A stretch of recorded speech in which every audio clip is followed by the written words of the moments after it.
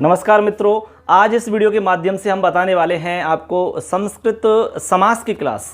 इससे पहले हमने संधि की पूरी क्लास आपको दी है दोस्तों। यहाँ पर आज हम आपको बताने वाले हैं समास। यानी समास आपका काफ़ी लंबा टॉपिक है। आप समास को यहाँ से रीड के लिए भी पढ़ सकते हो, फर्स्ट ग्रेड के लिए पढ़ सकते हो और सेकंड ग्रेड के लिए आप पढ़ सकते हो। यानी कि हम कह सकते हैं कि ऑल ओवर जितनी भी एग्जाम्स होती हैं उन सभी एग्जाम्स के लिए आप तैयारी कर सकते हो। इस तरीक़ा से मैं आपको यहाँ पढ़ाऊँगा और बिल्कुल जीरो स्तर से मैं आपको बताऊंगा। आज की क्लास में मैं आपको छोटी छोटी बातें बताऊंगा जो कि एग्जाम्स में पूछी जाती हैं। सेकंड ग्रेड के एग्जाम में बहुत बार सवाल आया है और फर्स्ट ग्रेड के एग्जाम में भी सवाल आया है। तो मैं एक एक बात को आपको यहाँ पर क्लियर करके चलूँगा। जैसे कि समास क्या होता है, समास की परिभाषा क्या होती है, समास का अर्थ क्या होता है। देखो यहाँ पर हमारा जो टॉपिक रहेगा वो रहेगा समास। ठीक है, समास। इसमें व्युत्पत्ति जानेंगे हम, व्युत्पत्ति क्या होती है समास की, समास का अर्थ क्या होता है। ठीक है, समास का अर्थ क्या होता है, परिभाषा इसकी क्या होती है। ठीक है, पद क्या होता है, सामर्थ्य क्या होता है, सामर्थ्य के कितने प्रकार हैं। इसके अलावा वृत्ति क्या होती है, इसके अलावा विग्रह क्या होता है, विग्रह के प्रकार, वृत्ति के प्रकार और समास के भेद कितने होते हैं। इन सभी के बारे में आपको बिल्कुल बारीक तरीक़ा से बताया जाएगा। जीरो स्तर से बताऊंगा, एकदम अच्छे से समझ में आ जाएगा दोस्तों। तो दोस्तों इसी तरह की सारी क्लासेज आप यदि चाहते हो तो हमारे चैनल को सब्सक्राइब कर लेना और जो हमारा मोबाइल एप्लीकेशन है मिशन संस्कृत ज्ञान, उसको प्ले स्टोर से ज़रूर डाउनलोड करना, क्योंकि लगातार क्लासेज आपको उपलब्ध करवा रहे हैं। यदि हमारा कोर्स आप लेना चाहते हैं सेकंड ग्रेड का तो 1191 में है और रीट का संपूर्ण कोर्स आपको मिल रहा है 599 रुपये में। आज ही ज्वाइन करिए जिससे कि लगातार क्लासेज आपको मिल सकें दोस्तों। चलिए आज की क्लास शुरू करते हैं दोस्तों। चलिए मित्रों, अब हम क्लास स्टार्ट करते हैं समास की। इसमें आप पूरी डिटेल देखेंगे, बहुत ही बारीक तरीक़ा से मैं आपको बहुत अच्छे से समझाऊंगा दोस्तों। सभी अच्छे से देखें, अपने दोस्तों को शेयर कर दें। इस वीडियो में दोस्तों मैं आपको बताने वाला हूं समास की व्युत्पत्ति क्या है, समास की परिभाषा क्या है, समास का अर्थ क्या होता है, समास कहाँ पर होता है, सामर्थ्य क्या होता है, पद क्या होता है, विग्रह किसे कहते हैं, वृत्ति क्या है, कितनी होती हैं, समास के कितने भेद होते हैं, विग्रह के आधार पर समास की पहचान कैसे की जाती है। ये सारी बातें इसमें हम जानेंगे, इसलिए पूरा वीडियो लास्ट तक जरूर देखना, क्योंकि इसमें हम बहुत इम्पोर्टेंट तथ्य आपको यहाँ पर बताने वाले हैं। आप सभी एग्जाम्स की तैयारी इस वीडियो से कर सकते हैं समास के टॉपिक की दोस्तों। तो चलिए आज की क्लास स्टार्ट कर रहे हैं। समास, जैसे कि आप देख पा रहे हैं स्क्रीन पर, सबसे पहले हम आपको बता रहे हैं समास के अंतर्गत समास शब्द की व्युत्पत्ति। कोई भी टॉपिक हम स्टार्ट करते हैं तो सबसे पहले व्युत्पत्ति जानना बहुत जरूरी है मित्रों। बहुत बार एग्जाम्स में व्युत्पत्ति को लेकर के भी प्रश्न आए हैं, इसलिए हम हर टॉपिक की व्युत्पत्ति आपको बताते हैं। यहाँ पर लिखा है समस्यते यह असौ समास है। अब देखिए यहाँ पर मित्रों, सबसे पहले हम जानते हैं समास शब्द की व्युत्पत्ति। यहाँ लिखा है समस्यते यह असौ समास है। इस लाइन को आपको कंठस्थ याद रखना है, एग्जाम में पूछी जा सकती है। समस्यते यह असौ किम भवति समासे भवति, समास क्या है, तो आपके लिए ये मतलब एग्जाम्स में आ सकता है। समस्यते यह असौ समास है। अब व्युत्पत्ति किस तरह से होगी समास शब्द की, यहाँ पर हमने लिखी है। देखिए, सम उपसर्ग है इसके अंतर्गत और अस धातु है और घय प्रत्यय इसमें लगा है। इन सबको जोड़ने पर हमारा शब्द बनता है समास है। ठीक है, अब ये जो समास है शब्द बना है ये पुल्लिंग के अंतर्गत आता है। ये भी सवाल आपके बन सकता है कि भाई समास शब्द किस लिंग का है, तो समासः पुल्लिंग शब्द है। अब यहाँ पर जो अस धातु है ये आपकी प्रेक्षणे यानी फेंकने के अर्थ में या क्षेपण करने के अर्थ में प्रयुक्त हुई है। ठीक है, लेकिन यहाँ पर जो अर्थ है वो अलग हो जाता है। आपको पता है कि जब धातु में प्रत्यय आदि या उपसर्ग आदि जुड़ते हैं तो वहाँ पर अर्थ बदल जाया करता है। हम आगे बताएंगे समास शब्द का क्या अर्थ होगा। ठीक है, इसका व्युत्पत्ति लव्य अर्थ क्या होगा और सामान्य अर्थ क्या होगा, परिभाषा क्या है, ये सब आगे बात करेंगे। तो यहाँ तक हमने जाना कि व्युत्पत्ति क्या है। आपको ध्यान रखना है सम धन अस धन घय, सम उपसर्ग है, अस धातु है, घय प्रत्यय है। ठीक है, आगे चलिए। आगे इसमें है व्याकरण के अनुसार इसकी क्या परिभाषा हो सकती है। व्याकरण के अनुसार परिभाषा क्या है, तो आपको ध्यान रखना है सम सनम समास है। ये सबसे मेन परिभाषा है, सबसे महत्वपूर्ण परिभाषा है समास की। एग्जाम में पूछी जाती है कि समासस्य का परिभाषा, तो यहाँ पर सम सनम समास ही राइट माना जाएगा। यही ओरिजिनल परिभाषा है व्याकरण की दृष्टि से। ठीक है, यहाँ लिखा भी है सम सनम का मतलब क्या है। सम उपसर्ग लगा हुआ है इसमें, इसके अंदर अस धातु है और ल्युट प्रत्यय है। ठीक है, ल्युट में से यू बचता है और यू के अंदर हमारा जो यू है यानी यू के स्थान पर अन आदेश हो जाता है। ल्युट में से यू बचा, यू को अन हुआ तो बन गया सम सनम। ठीक है, तो लिखा है सम सनम समास है। इस तरह से यहाँ व्याकरण के अनुसार परिभाषा आपको ध्यान रखनी होगी, सम सनम समास है। आगे हम समझते हैं समास शब्द का क्या अर्थ है, यानी जो समास हम पढ़ रहे हैं इसका अर्थ क्या होता है। ठीक है, संक्षिप्त में जानेंगे तो लिखा है सबसे पहले हमने संक्षिप्तीकरणम समास है, यानी कि समास का अर्थ होता है संक्षिप्त करना। ठीक है, कोई जैसे वाक्य है बड़ा, उसको छोटा बनाना, उसको संक्षिप्त कर देना। समास शब्द का यही शाब्दिक अर्थ आपको समझना है, संक्षिप्तीकरणम या फिर संक्षेप में लिखना या संक्षेप में बताना समास कहलाता है। आगे लिख रहे हैं अनेक पदानाम एक पद भवनम समास है, यानी जब अनेक पद हमारे सामने हैं उन अनेक पदों को मिला करके जब एक पद बना दिया जाए तो उसी का नाम समास है। आगे देखेंगे कैसे ऐसा किया जाता है।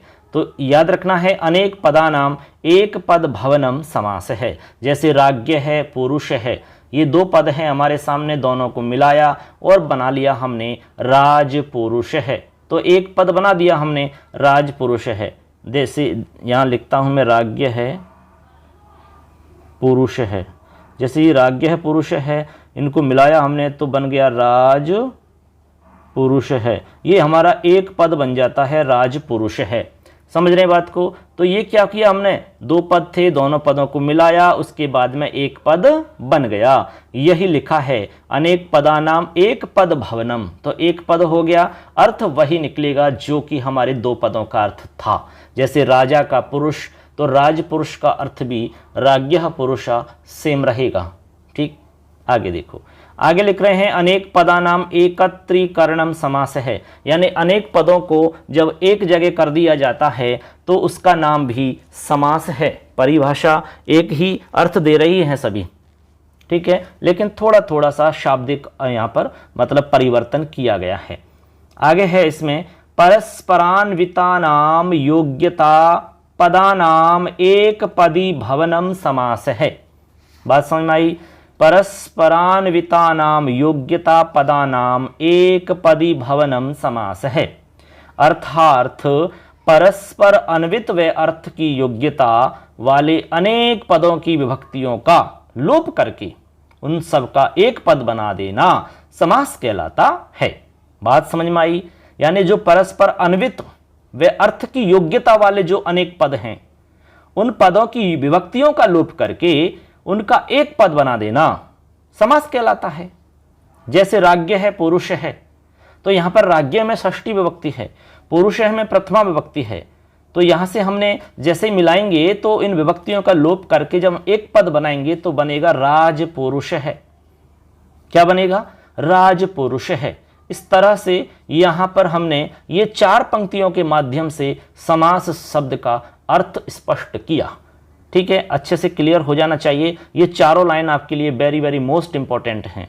ये जो हमने नोट्स बनाए ये बहुत ही कमाल के हैं। एग्जाम आप चाहे कोई सी भी दे लो, इससे बाहर नहीं आएगा। फिर यदि ये आपने समझ लिया तो फिर एक भी सवाल गलत नहीं हो सकता है आपका।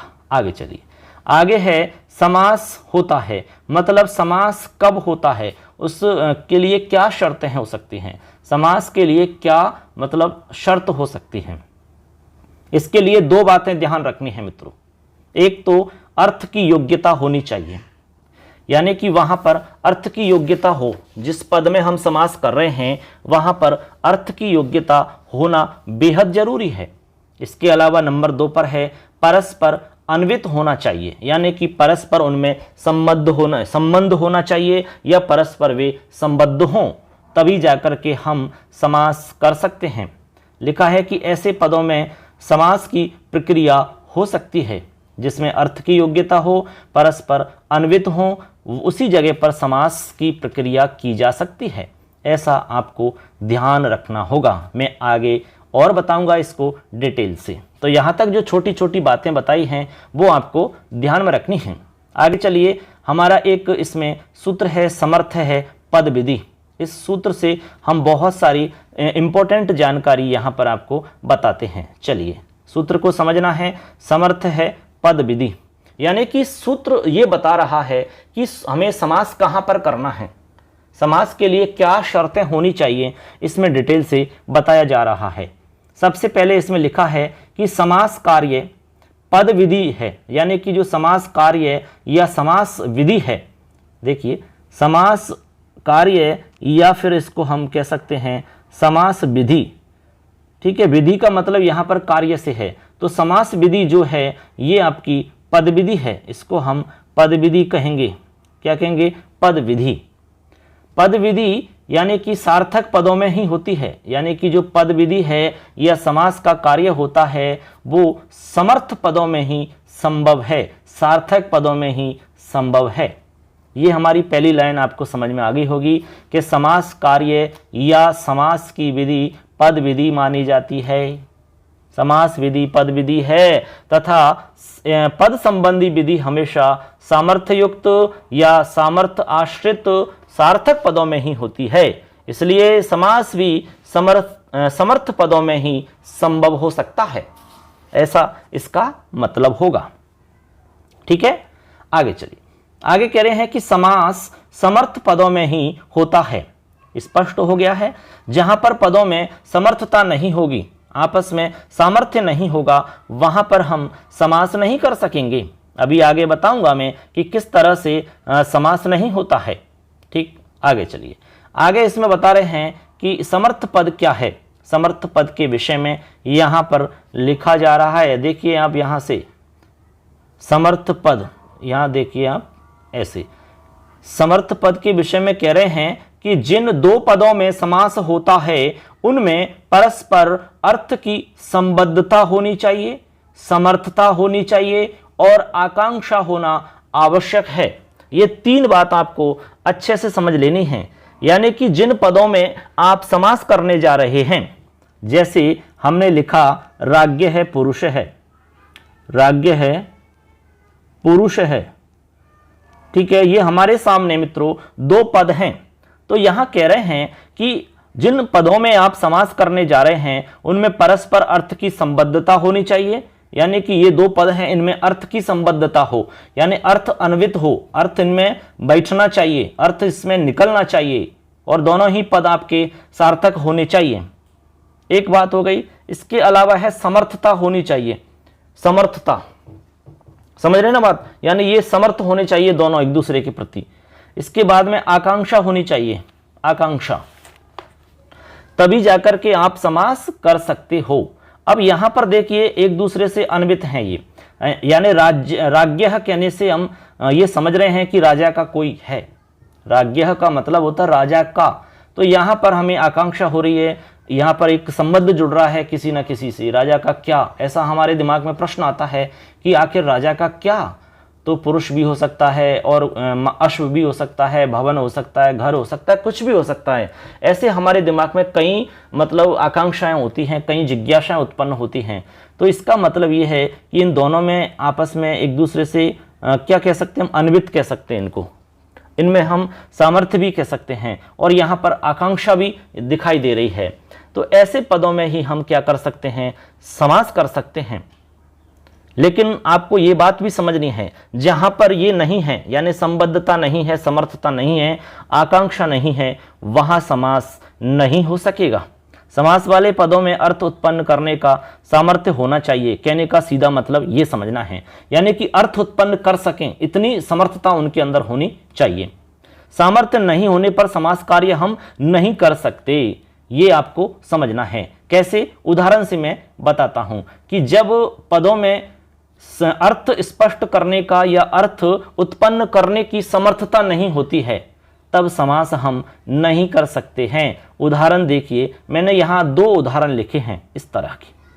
सबसे पहला उदाहरण है अग्निना सेचनम। अग्निना सेचनम, यहां पर दो पद आपको दिखाई दे रहे हैं। अगला है इसमें बंधायाः पुत्र है। ये दो उदाहरण आपके सामने दिखाई दे रहे हैं। हमने अभी आपसे कहा कि समास वाले पदों में, जिन पदों में हम समास कर रहे हैं, जैसे हमारे सामने ये दो पद हैं और ये हमारे नीचे वाले उदाहरण में दो पद हैं, ठीक है। जिन पदों में हम समास करने जा रहे हैं उनके अंदर अर्थ उत्पन्न करने का सामर्थ्य होना चाहिए। सामर्थ्य नहीं होने की स्थिति में समास नहीं कर सकते। तो यहां पर देखिए, अग्निना सेचनम का मतलब होता है अग्नि के द्वारा सींचना, यानी अग्नि से सींचता है। जैसे मान लो कोई व्यक्ति है और वो कह रहा है कि मैं आग से सींचता हूं, खेत को सींचता हूं। अब भाई ऐसा कैसे हो सकता है, ऐसा कैसे समर्थ हो सकता है? आग से खेत को या किसी भी चीज को कैसे सींच सकता है? सींचने का कार्य आपका जैसे जल इत्यादि से होता है, तो आग से कैसे सींचा जा सकता है? तो यहां पर दोस्तों पद तो हैं, लेकिन आपस में अर्थ उत्पन्न करने की यहां पर क्या है? समर्थता नहीं है, सामर्थ्य नहीं है। इस तरह आपको समझना है। अगला है बंधायाः पुत्र है। बंधाया पुत्र का मतलब होता है बंधा, यानी कि कह सकते हैं बांझ, ठीक है, बांझ, बांझ का पुत्र। अब कैसे समर्थ हो सकता है ऐसा बताइए आप भाई? बांझ का पुत्र नहीं हो सकता, तो ये कैसे समर्थ होगा? तो यहां पर समर्थता के अभाव में समास कार्य नहीं होता है, ऐसे आपको समझना होगा।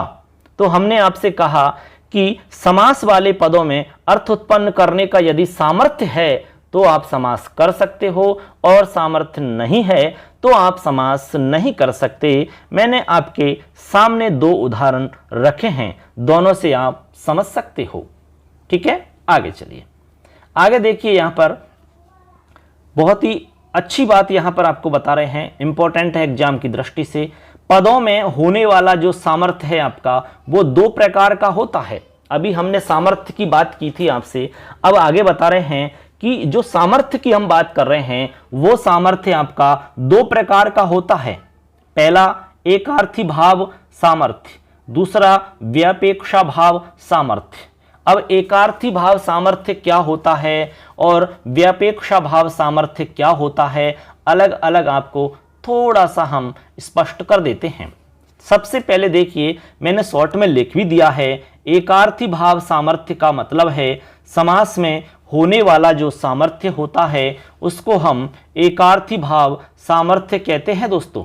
और अच्छे से समझिए, जब अनेक पद, बात को समझना अच्छे से, जब अनेक पद मिलकर के एक अर्थ देते हैं तो इसे हम एकार्थी भाव लक्षण सामर्थ्य कहते हैं।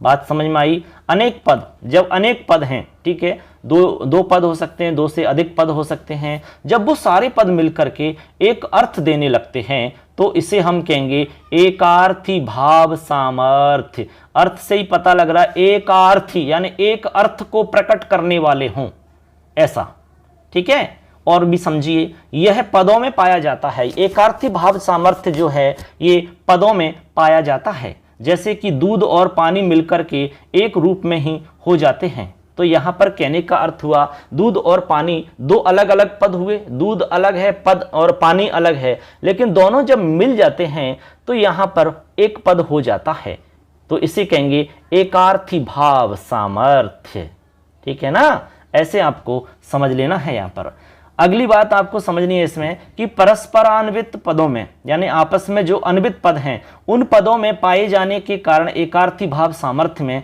समास हो जाता है। जैसे कि राज्ञः पुरुषः राजपुरुष बनता है, तो यहाँ पर राजपुरुष के अंदर राज्ञः और पुरुष ये दोनों पद परस्पर अन्वित हैं, ठीक है। अर्थ होता है राजा का पुरुष, तो ये एक दूसरे से जुड़े हुए हैं, संबद्ध हैं, अन्वित हैं, ऐसा यहां पर समझना होगा। तो ये हो जाता है एकार्थी भाव सामर्थ्य। नंबर 2 पे लिखा है व्यापेक्षा भाव सामर्थ्य। अब व्यापेक्षा भाव सामर्थ्य क्या होता है? मैंने लिखा है वाक्य में होने वाला सामर्थ्य व्यापेक्षा भाव सामर्थ्य कहलाता है। बात समझ में आई? व्यापेक्षा भाव सामर्थ्य का मतलब आप समझ सकते हैं, यानी व्यापेक्षा का अर्थ होता है विपरीत अपेक्षा।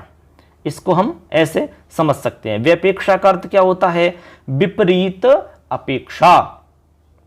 अपने अपने अर्थों को बताने वाले पदों का आकांक्षा, योग्यता और आसक्ति से परस्पर जो संबंध होता है वह व्यपेक्षा भाव सामर्थ्य कहलाता है। नहीं समझे? मतलब ऐसे समझिए इसको आप कि यह वाक्य में पाया जाता है, इससे वाक्य का अर्थ प्रकट हो जाता है, इसके बिना वाक्य का अर्थ बोध नहीं हो सकता। ऐसा समझना है आपको। बात समझे कि नहीं? जैसे कि सरसों व मूंग के मेल के समान वाक्य में शब्द और स्वतंत्र अर्थ के साथ में रहते हैं। यानी जैसे सरसों और मूंग है तो सरसों व मूंग के मेल के समान, जैसे सरसों और मूंग का मेल कर दिया जाता है, ठीक है। तो इसी तरह कह रहे हैं कि वाक्य के अंदर शब्द स्वतंत्र अर्थ के साथ में रहते हैं, यानी शब्द और अर्थ ये स्वतंत्र रूप से रहते हैं, ऐसा यहां पर समझाया जा रहा है। ऐसा ये आपको समझना होगा। ऐसे बात समझ में आई कि नहीं आई? अब वाक्य के अंदर आप समझ गए होंगे कैसे। मैं एक एग्जाम्पल देके भी आपको समझाता हूं वाक्य के अंदर कैसे होता है। जैसे कि हम एक उदाहरण लेते हैं, राम है पुस्तकम पठति। अब एक उदाहरण है हमारा, राम है पुस्तकम पठति। मैं चलो लिख के बता रहा हूं यहां पर, राम है पुस्तकम पठति। ये हमारा एक उदाहरण है। इस वाक्य के अंदर राम है पठति, देखो राम है पठति, ये देखिए राम है पठति, ठीक है। और एक है पुस्तकम पठति, ये दो हम अलग अलग इसको टुकड़ा करके बता रहे हैं। एक है राम है पठति, एक है पुस्तकम पठति। इस प्रकार क्रिया के साथ तो अन्वित है, यानी कि जो राम है आपका पद है ये क्रिया से जुड़ा हुआ है और पुस्तकम भी क्रिया से जुड़ा हुआ है। लेकिन राम है और पुस्तकम परस्पर अन्वित नहीं है। लेकिन राम और जो पुस्तक है ये एक दूसरे से आपस में अन्वित नहीं है, यानी कि ये परस्पर अन्वित नहीं है। कौन कौन? राम और पुस्तक परस्पर अन्वित नहीं है। अतः वाक्य के इन पदों में समास नहीं होता। यदि अन्वित होते तो समास हो जाता। बात को समझना। तो यहां पर स्पष्ट हो गया कि यहां पर राम है और जो पुस्तक है यानी पुस्तकम है, इनमें परस्पर अन्वय नहीं है, यानी ये परस्पर अन्वित नहीं है। ऐसे ही आपको समझना है। चलिए आगे देखते हैं।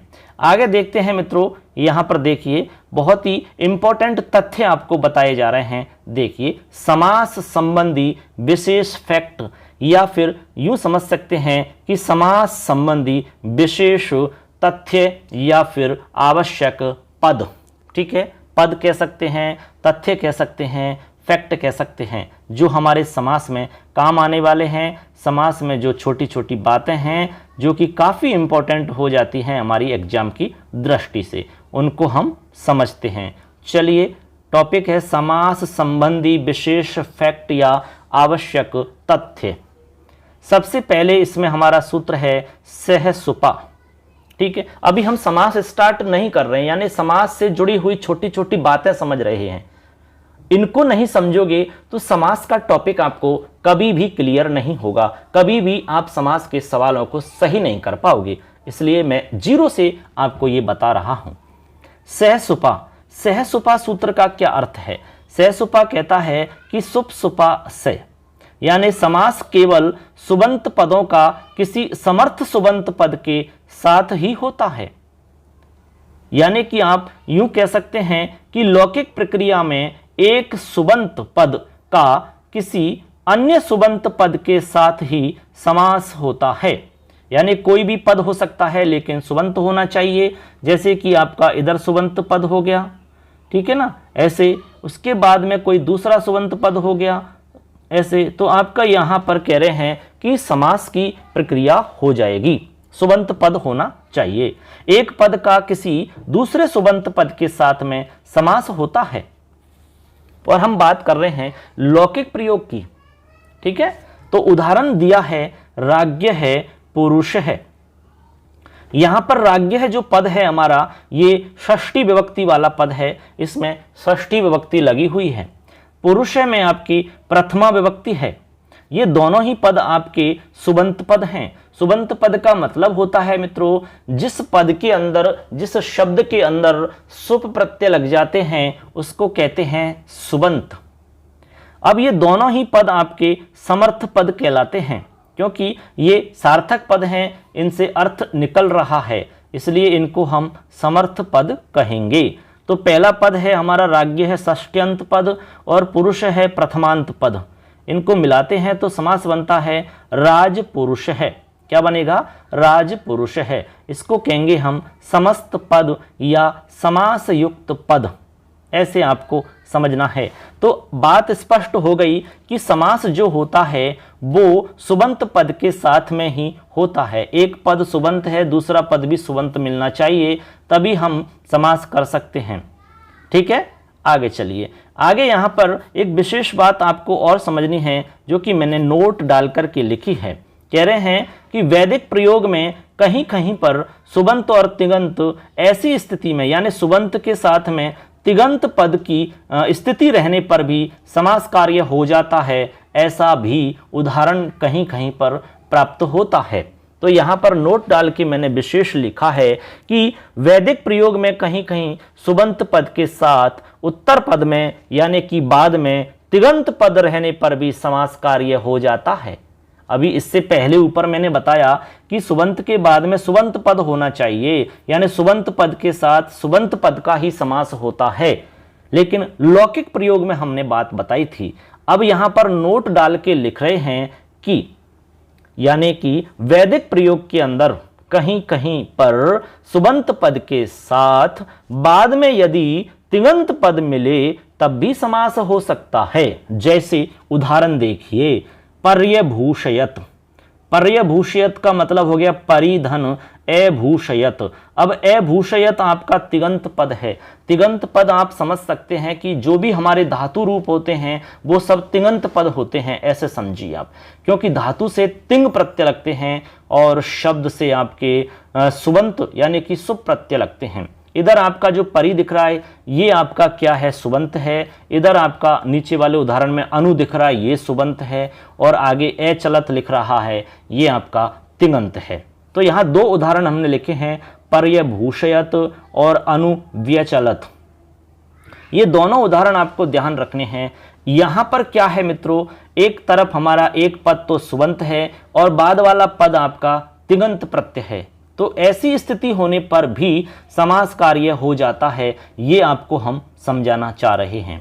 ठीक है, ऐसे आगे लिख रहे हैं इसमें कि समास में पूर्व पद को पूर्व पद कहा जाता है, यानी कि समास के अंदर जो पहले दिया जाता है पद स्टार्टिंग में उसका नाम होता है पूर्व पद, और बाद में जो दिया जाता है उसको हम कहते हैं उत्तर पद। ये तो एकदम आसान सा मतलब एक टॉपिक इसको हम कह सकते हैं। जैसे कि राजपुरुष है, ठीक है, तो राजपुरुष में राज हमारा पहले आ रहा है तो ये पूर्व पद हो जाएगा, पुरुष है बाद में आ रहा है तो ये उत्तर पद हो जाता है। ठीक, आगे चलिए। आगे कह रहे हैं कि समास में दो प्रकार के पद होते हैं। यदि हम पद की बात करें तो समास के अंदर दो प्रकार के पद होते हैं। पहला होता है एक तो समस्त पद और एक होता है विग्रह पद। ऐसे आपको ध्यान रखने हैं, यानी समास के अंदर दो प्रकार के पद होते हैं, एक होता है समस्त पद, दूसरा होता है विग्रह पद। और विग्रह पद का मतलब जब हम विग्रह करते हैं, जैसे कि राज्य है, पुरुष है, इस तरह का हम जब विग्रह करते हैं, ठीक है, तो उसको हम कहेंगे विग्रह वाक्य। समझ गए? विग्रह पद कह सकते हैं। इसके अलावा जब हमको हम मिला देंगे, समास कर देंगे, तो उसका नाम हो जाएगा समस्त पद। ऐसे आपके दो पद हो सकते हैं। चलें आगे।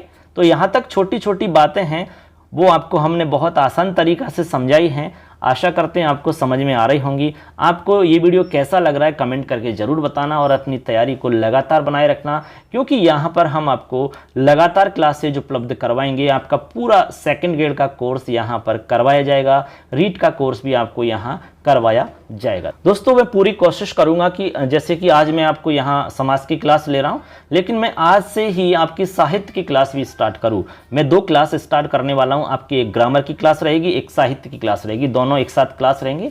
और बाद में मैं आपकी शिक्षण विधियों की क्लास लूँगा, क्योंकि शिक्षण विधियों में ज़्यादा मैटर नहीं है, वो तो मैं 10 दिन में यूँ ही करवा दूंगा चुटकियों में, और बहुत अच्छे से समझा दूंगा सारा कुछ। चलिए आगे देख। तो चलिए मित्रों आगे चलते हैं। अब हम समझते हैं विग्रह क्या होता है। यहाँ पर हमने लिखा है, संस्कृत में इसको लिखा है, देखिए देखो लिखा हुआ है वृत्त्यर्थावबोधकम वाक्यम विग्रह। ये देखो पंक्ति हमने लिखी है संस्कृत में।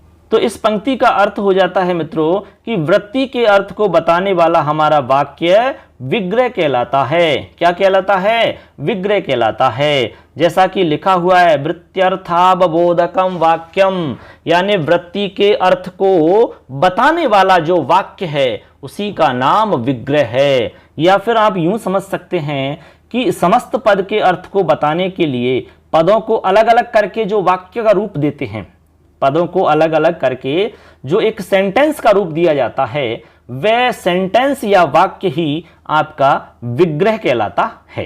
ठीक, अब आप यूं समझ सकते हैं कि विग्रह हमारा 2 प्रकार का होता है समास के अंदर। एक तो होता है हमारा लौकिक विग्रह और एक होता है अलौकिक विग्रह।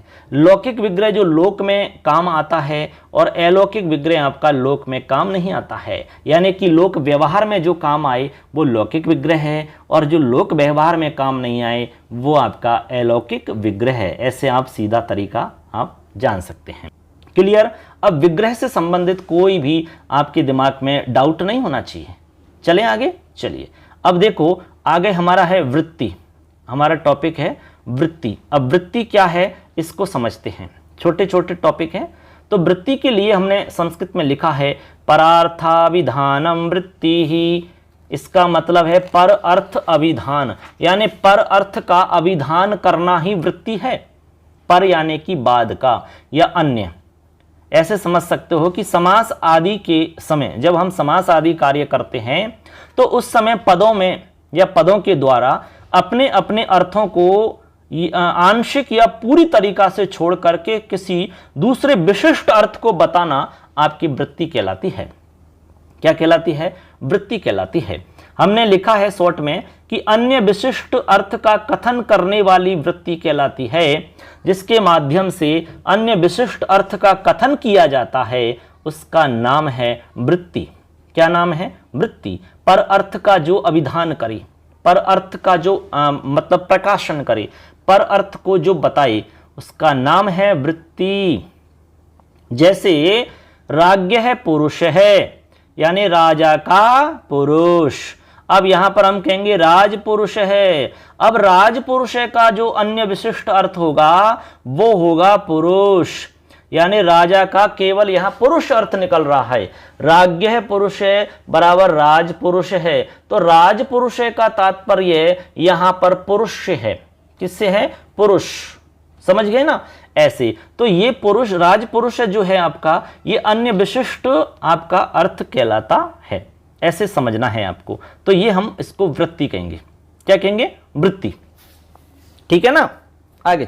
आगे चलिए मित्रों। अब हम समझते हैं कि वृत्ति ही पंचधा। वृत्ति हम आपने समझ ली कि वृत्ति क्या होती है। अब वृत्ति के प्रकार कितने होते हैं ये आपके एग्जाम में सवाल पूछा जा सकता है।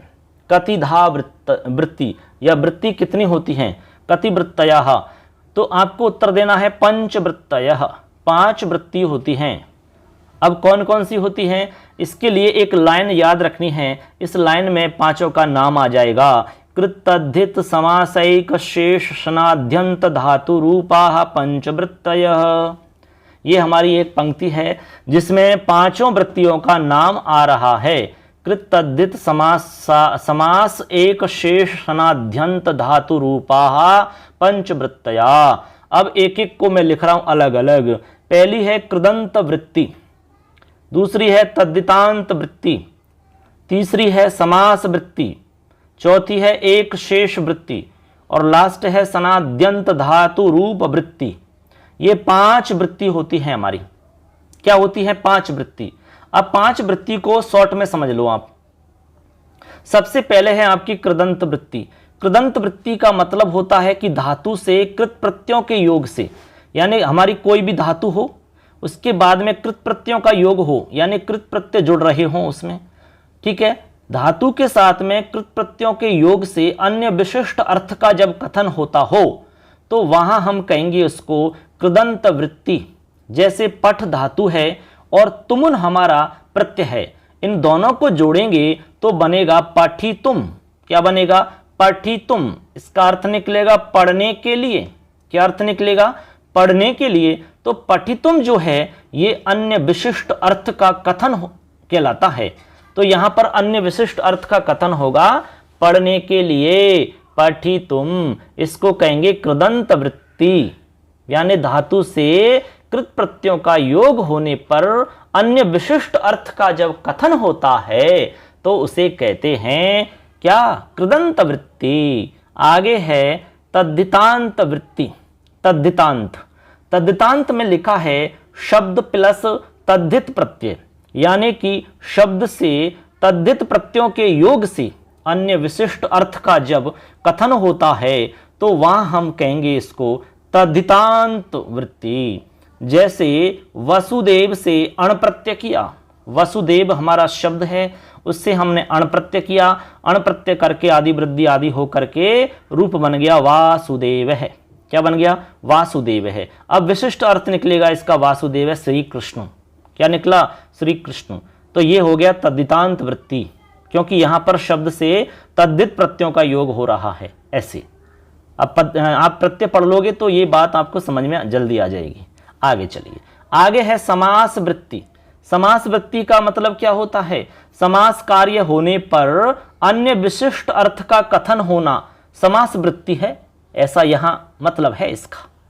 जैसे कि राज्ञ है, पुरुष है, तो अब इसका हम बनाएंगे राजपुरुष है, तो यहां पर इसका अर्थ निकलेगा पुरुष अर्थ मात्र निकलेगा केवल। राजपुरुष का यहां मतलब केवल पुरुष से लिया जाएगा। क्या लिया जाएगा?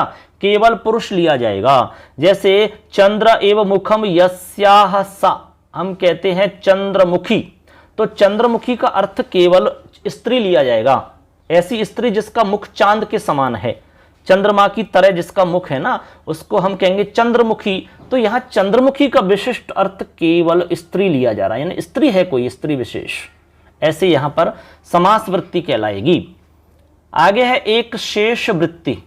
एक शेष वृत्ति से तात्पर्य है स्वरूप पदों में से जब एक जैसे जो हमारे रूप हैं, ठीक है, उनमें से एक को बचा लिया जाता है या एक का कथन होता है तो वहां हम कहेंगे एक शेष वृत्ति। अब यहां देखो उदाहरण है राम है चे, राम है चे, दो पद एक जैसे हैं, राम है और राम है, इनमें से बच गया एक राम तो बन गया रामऊ। ये हो गया एक शेष। क्या हो गया? एक शेष। ये हमारा समास का भेद भी है, आगे हम पढ़ेंगे, समास पढ़ेंगे तब आपके द्वंद्व समास में एक शेष, ठीक है ना।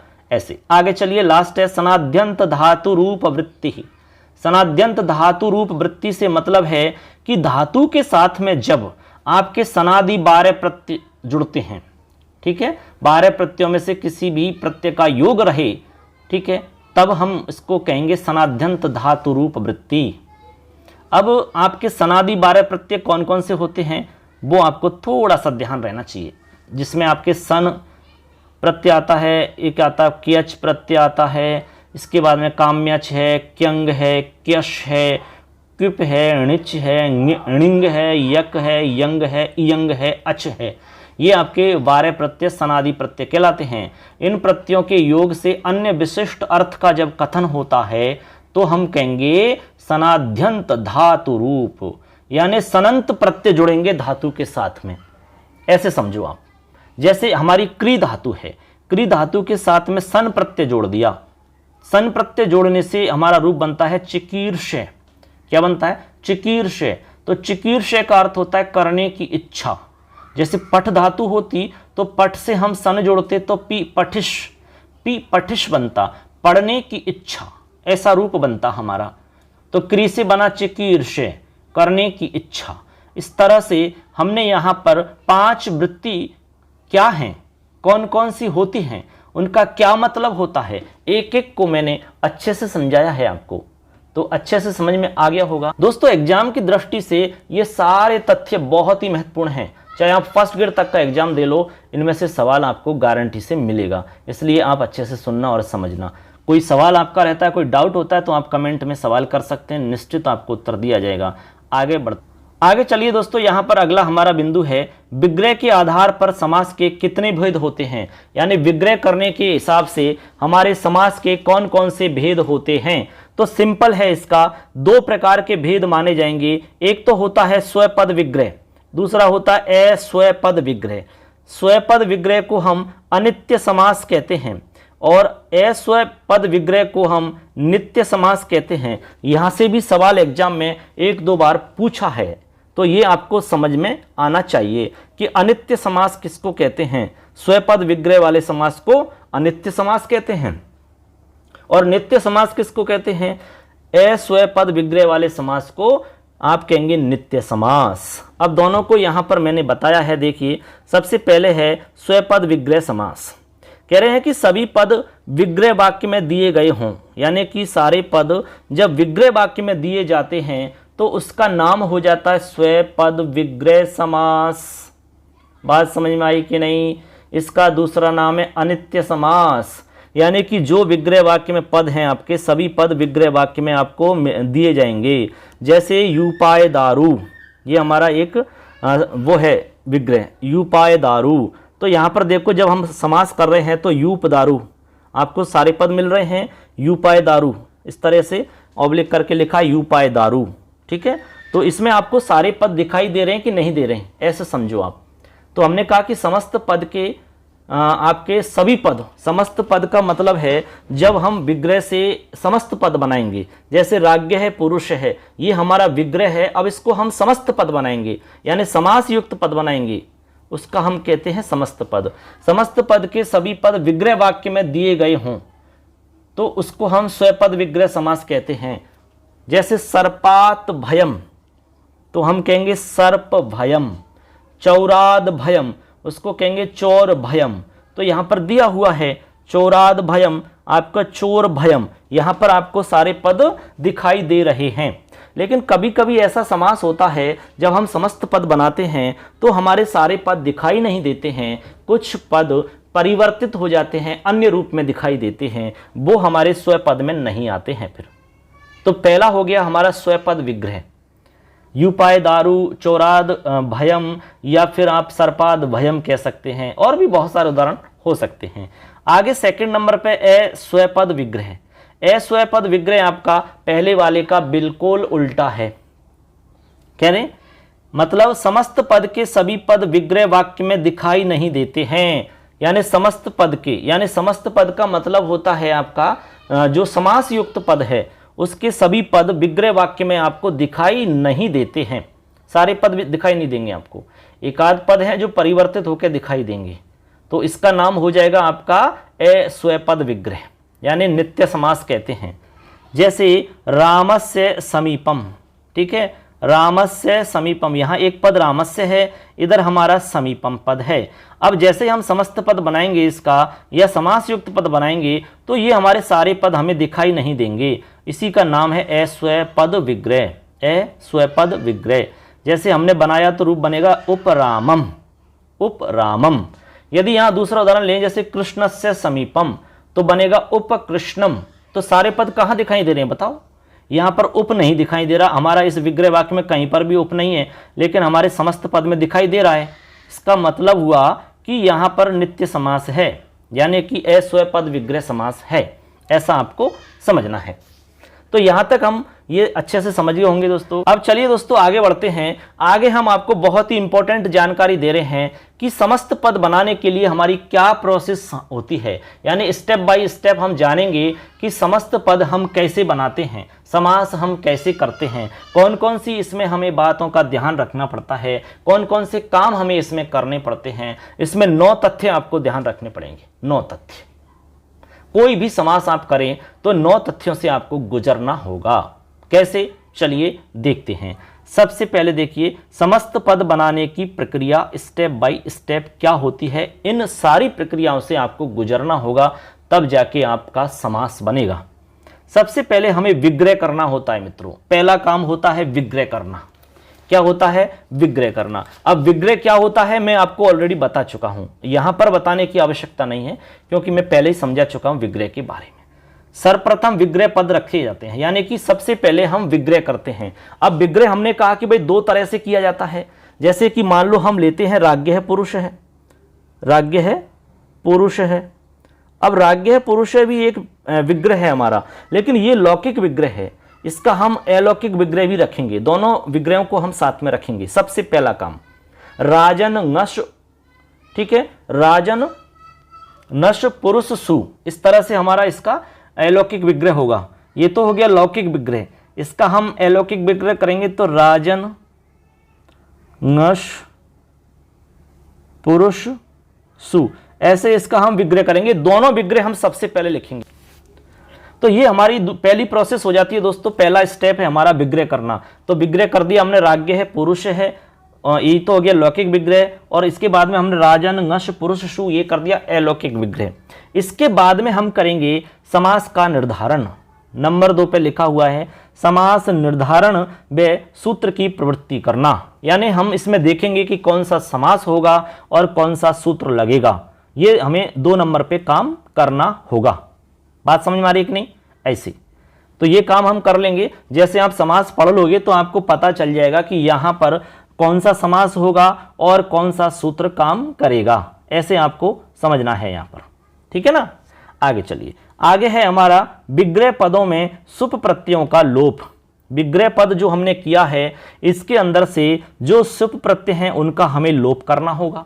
अब यहां पर सुप प्रत्यय देखिए, हमारा अलौकिक विग्रह जो है उसमें आपको साफ साफ दिखाई दे रहे होंगे सुप प्रत्यय कौन से हैं। तो यहां देखिए, एक तो है नश, एक है सु, ये हमारे सुप प्रत्यय हैं दोनों के दोनों। तो इन दोनों का लोप करना होगा। ये हमारा तीसरा बिंदु है, विग्रह पदों में सुप प्रत्ययों का लोप। इनका आप लोप कर दीजिए तो बच जाएगा राजन और पुरुष, ठीक है। ऐसे आगे है पूर्व प्रयोग का नियम। पूर्व प्रयोग का नियम ये बहुत ही इंपॉर्टेंट है। यानी इंपॉर्टेंट का मतलब ऐसे है कि जैसे हमारा राजन बचा, इधर आपका पुरुष बचा, ठीक है। अब यहां पर ये कह रहे हैं कि एक पद तो ये है और एक पद ये है। अब हमें यहां निर्धारण करना होगा कि पहले किस पद को रखा जाए, पहले नंबर पे कौन सा पद आएगा। पुरुष पहले लिखें कि राज पहले लिखें, राजन पहले लिखें कि पुरुष पहले लिखें, इनमें से कौन सा शब्द हम पहले लिखें, इसको कहते हैं पूर्व प्रयोग का नियम। समास के प्रसंग के अनुसार किस पद का पूर्व प्रयोग किया जाए यह निर्धारण हमें करना होता है। तो मैं आपको यहां थोड़ा सा शॉर्ट में बता देता हूं जिससे कि आपको समझ में आ जाएगा। देखिए यहां पर आपको ऐसा समझना है कि एक तो है अव्ययीभाव समास, ठीक है, इसके अलावा है आपका तत्पुरुष समास, इसके अलावा है कर्मधारय समास, इसके अलावा आपका द्विगु समास, इसके अलावा आपका बहुब्रीहि समास और फिर है आपका द्वंद्व समास, ठीक है। ये हमारे सारे समास हो जाते हैं। अब यहाँ पर आपको ध्यान में रखना है, उपसर्जन का नियम ध्यान रखना है। आप उपसर्जन संज्ञा जानते होंगे किसकी होती है, जो प्रथमा में निर्दिष्ट होता है उसकी हम उपसर्जन संज्ञा करते हैं, और जिसकी उपसर्जन संज्ञा होती है उसको पहले रखा जाता है समास के अंदर। ये आपको ध्यान रखना होगा उपसर्जन। तो उपसर्जन का नियम ध्यान रखना है, उपसर्जनम पूर्वम, उपसर्जन का पूर्व में प्रयोग करना है, लेकिन प्रादि तत्पुरुष में उपसर्जन का बाद में प्रयोग होता है। एक बात का यह भी ध्यान रखना होगा आपको। अब यहां अव्ययीभाव समास में अव्यय पद का पहले प्रयोग करना होगा, अव्यय पद जो होगा ना हमारा उसका पहले प्रयोग करना होता है। इसके अलावा तत्पुरुष के अंदर उपसर्जन का नियम रहेगा कि जो उपसर्जन है आपकी, जिसकी उपसर्जन संज्ञा होगी, जो प्रथमा में निर्दिष्ट होगा उसको पहले प्रयोग में लिया जाएगा, उसको पहले नंबर पे लिखा जाएगा, ठीक है। और फिर कर्मधारय भी आपका तत्पुरुष का भेद है तो इसमें भी आपका उपसर्जन का नियम लगेगा। द्विगु भी आपका कर्मधारय इसका भेद है तत्पुरुष का, तो यहां पर भी आपका उपसर्जन का नियम लगेगा। आगे इसमें है आपका बहुब्रीहि समास, बहुब्रीहि समास और द्वंद्व समास, यहां पर आपका नियम अलग रहेगा। बहुब्रीहि और द्वंद्व समास में पूर्व प्रयोग के अलग अलग नियम हैं। ये हम आपको समास जब पढ़ेंगे तो वहां पर आपको विशेष रूप से बताएंगे। तो यहां पर आप समझ गए होंगे कि पूर्व प्रयोग कैसे करना होता है। ठीक, अव्ययी भाव में अव्यय पद का पूर्व प्रयोग करेंगे। तत्पुरुष, कर्मधारय और दिगु के अंदर जो प्रथमा में निर्दिष्ट होगा उसको हम पहले रखेंगे। लेकिन दोस्तों प्रादि तत्पुरुष के अंदर उपसर्जन का बाद में प्रयोग किया जाता है, ये आपको ध्यान रखना होगा, ठीक है ना, ऐसे। और बहुब्री और द्वंद्व समास जो है हमारे यहाँ पर अलग अलग नियम होते हैं जो कि हम बाद में आपको विस्तृत रूप से बताएंगे। चलिए आगे चलते हैं, यहाँ तक हम समझ गए। आगे है हमारा संधि कार्य। देखिए अब संधि कार्य क्या है हमारा, इसको एक बार हम समझते हैं। संधि कार्य के विषय में देखिए पूरी डिटेल से आपको हम बताते हैं। अब संधि कार्य से तात्पर्य है कि जो हमारे समस्त पद हैं वहां पर हमें संधि कार्य करना होगा। जो भी हमारी संधि वहां पर लगेगी वो संधि आपको लगानी होगी। संधि का कार्य आपको देखना है कि कौन सी संधि का कार्य प्राप्त हो रहा है, यथा प्राप्त संधि कार्य आपको करना होगा। आपको संधि का नियम पता होगा तो आप तुरंत पकड़ लोगे, तुरंत आपको पता लग जाएगा कि यहाँ कौन सी संधि होगी, ऐसे, ठीक है ना, ऐसे आपको समझना है। आगे है समासांत प्रत्यय। आप संधि का कार्य कर लोगे, उसके बाद में आपको कुछ प्रत्ययों का प्रयोग करना होता है, यानी कि प्रत्यय भी लगाने होते हैं जिनको हम कहते हैं समासांत प्रत्यय। समास होने के बाद में जो प्रत्ययों का प्रयोग होता है उनका नाम होता है समासांत प्रत्यय। समस्त पद निर्माण के बाद में या फिर कह सकते हैं समास बनने के बाद में कुछ प्रसंगों में कुछ प्रत्यय लगते हैं, उनका नाम समासांत प्रत्यय होता है। जैसे कि टच प्रत्यय, शच प्रत्यय, अच प्रत्यय, कप प्रत्यय। ये हम पढ़ेंगे आगे, जब समास पढ़ेंगे तो यथा स्थान पर आपको बता दिया जाएगा। तो समासांत प्रत्यय का प्रयोग करेंगे। इसके बाद में समस्त पद का लिंग निर्धारण करेंगे। जो हमारा समस्त पद बनेगा उसका लिंग निर्धारण करेंगे हम कि उसका लिंग किस लिंग में रहेगा। समास कार्य के बाद में समस्त पद का लिंग निर्धारण किया जाएगा। ये काफी इंपॉर्टेंट तथ्य है आपका। जैसे कि अव्ययी भाव समास की हम बात करें मित्रों, तो अव्ययी भाव समास में क्या होता है, आपका जो समस्त पद होगा वो अव्ययी भाव समास के अंदर नपुंसक लिंग में चला जाता है।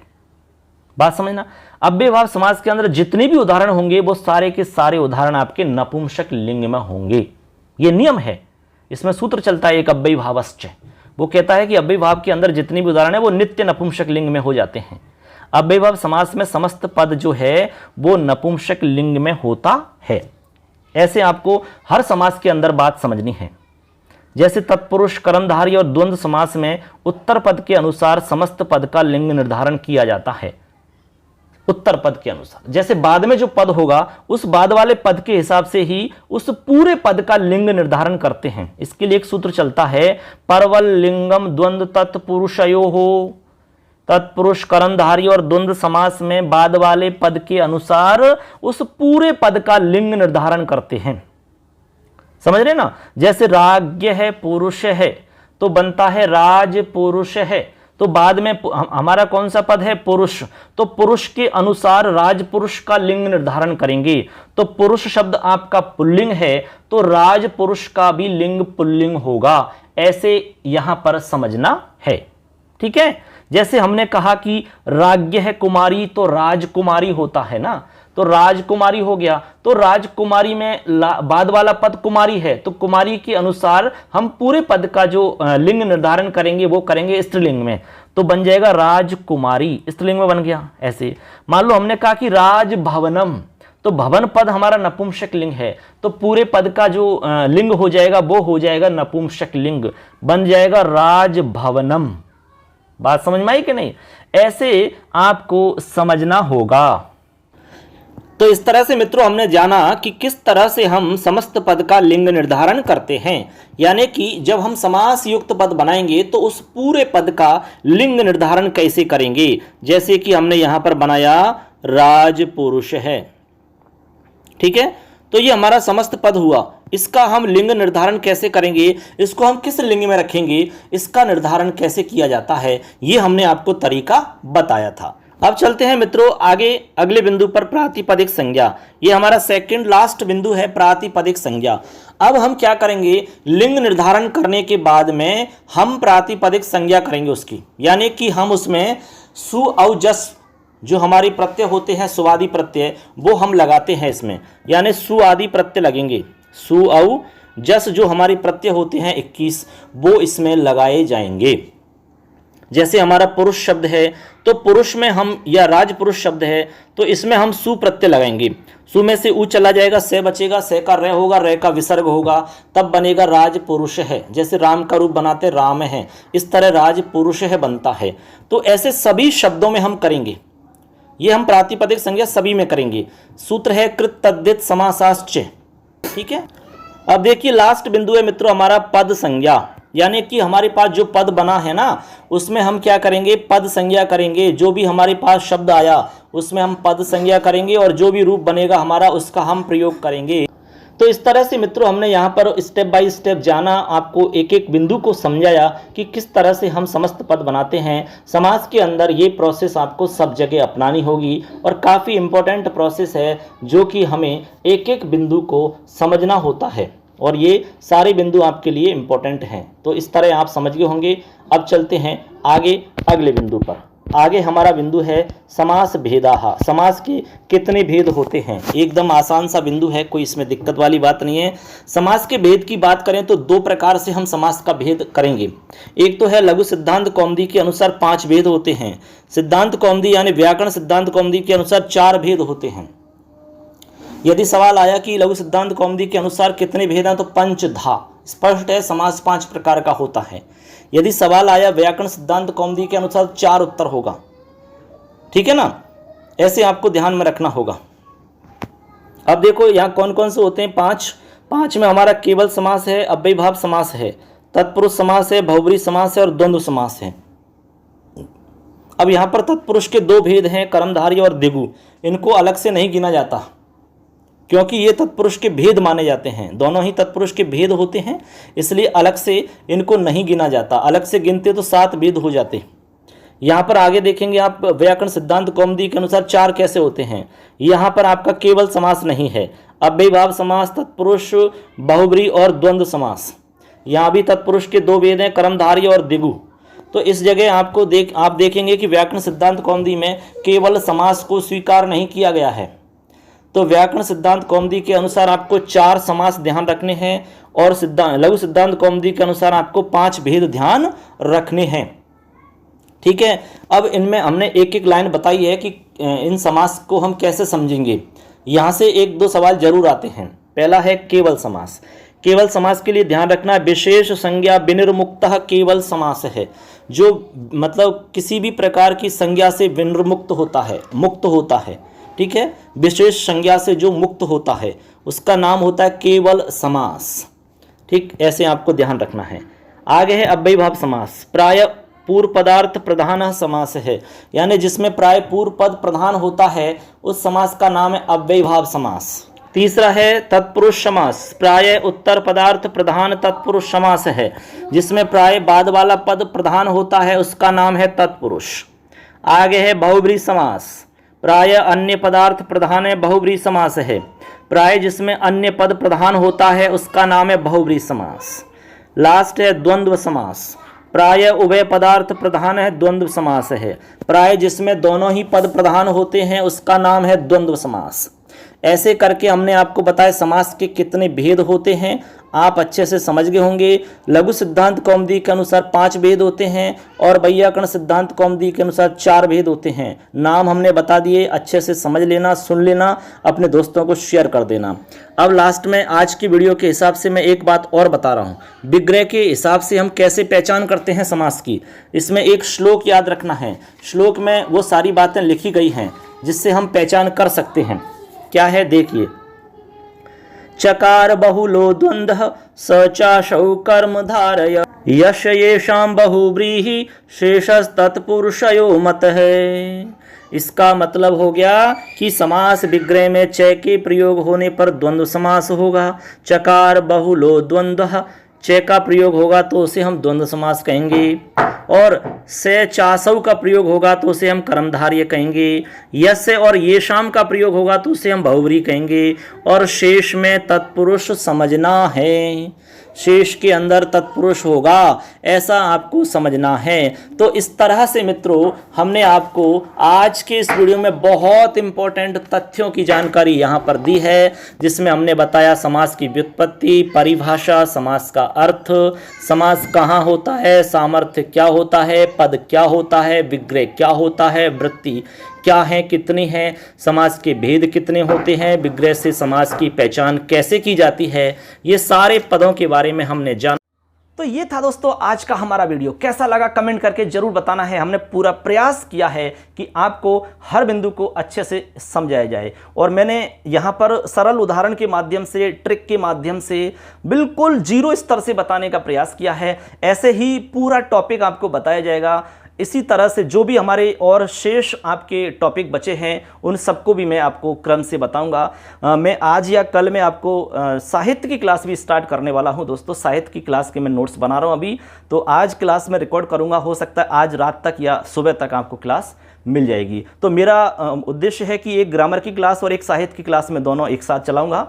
फिर लास्ट में हमारी शिक्षण विधियां बचेंगी तो वो क्लासेज मैं आपको बाद में दे दूंगा। उसमें ज़्यादा टाइम लगेगा नहीं, क्योंकि 10-12 दिन में शिक्षण विधियां हमारी अच्छे से हो जाएंगी। उसके बाद में प्रैक्टिस सेट हमारे चलते रहेंगे। तो मैं ये चाह रहा हूँ कि 1 महीने से पहले आपका कोर्स कंप्लीट हो जाए, जिससे कि रिवीजन के लिए हमें समय मिल जाए और अच्छी तैयारी हमारी हो जाए। तो सबके लिए अग्रिम शुभकामनाएं। क्लासेज आपको मिलती रहेंगी दोस्तों। अपने दोस्तों को जोड़िए और चैनल को सब्सक्राइब करिए। मोबाइल एप्लीकेशन को आप डाउनलोड करें दोस्तों। मिलेंगे ऐसी ही शानदार क्लास के साथ में। तब तक के लिए जय हिंद, वंदे मातरम। आप सुन रहे, मैं आप सबका दोस्त लखनलाल माली।